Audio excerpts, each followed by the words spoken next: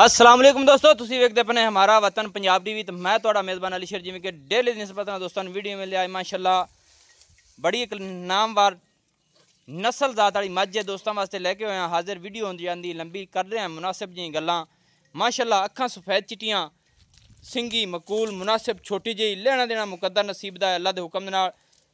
मझ दी बुत बाडी हर चीज़ पूरी है। मझ दी लत्त सीधी पदरी कोई धुनी नहीं कोड़ी नहीं वक्खी मकूल मुनासिब छोटी जी माशाल्लाह। थण मुठ मुठ दा अपनी अपनी लोकेशन ते मिलेगा। मझ गब्बण है 7 महीने दी गब्बण है मझ है। बाकी आप सारियां गल्लां मालिक दे अल्फाजी लवांगे। मझ नूं 8वां लग्या होया है 8वां महीना माशाल्लाह। रोग रोग दा थण अपनी अपनी जगह ते मुठ मुठ दा। मझ दी सार छोटी जी मझ दी अखां सोहणियां माशाल्लाह। हड्डी सिंगल खुड्डा चंगा हर चीज़ पूरी क्वालिटी च। मझ निक्किया ही मोड़ पिछा। अच्छा ना निक्या मझ अपनी सुहा कितना सोनी है? दूसरा। हाँ जी दूसरा सुहा हुण सोनी है। कितने दिनों की मझ गब्बण है? 8वें शुरू है 7 पुजा ली यानी कि 7 पूरे आप क्लियर कर लीए एवं ना। 8वें मैं जा रही है। मझ की नस्ल जात के जी दोस्तों? पूछड़ बरीक चमड़ियाँ बरीक हर चीज़ पूरी साइड पर हो जाओ। छड़ दियो छड़ दे ठीक है। अच्छा मझ का रेट किन्ना करदा पिया? पक्कियां ठक्कियां बिरा नाल गल्लां कित्थे हो सन। 6 लाख तो हुण सजियां जेहड़ियां ने वो भी लभदियां ने ते प्यार किन्ना उसी 10,000 छड़ दे सी यानी कि मेरा दिल तो वाह वाह छड़ियां। बस सोहनिया जी गल्लां कर कितने छड़ सी मझ दे पैसे?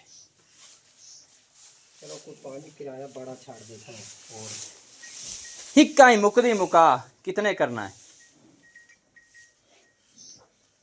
फाइनल? 5.5 दी 5.5 लाख दी 5.5 लाख दी दोस्तों मझ है।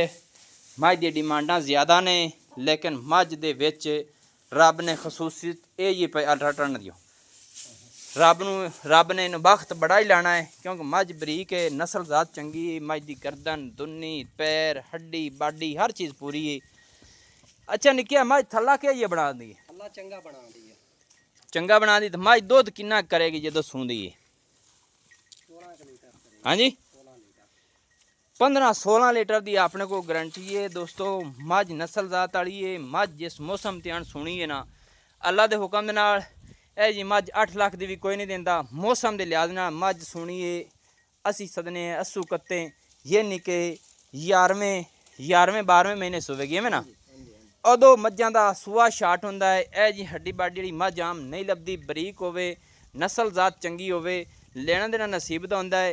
5.5 लाख रुपये डिमांड है। कोशिश करांगे कि जिन्नी कि होर भी मुहब्बत हुई। नंबर अपना 0301 65 29 776 तहसीलो ज़िला पाक पतन शरीफ है। डाकखाना होता चक है। बाकी दूसरिया मझां दे विच बाहर आई खड़ी है। लोकेशन होते चक दे विच मझ खड़ी है।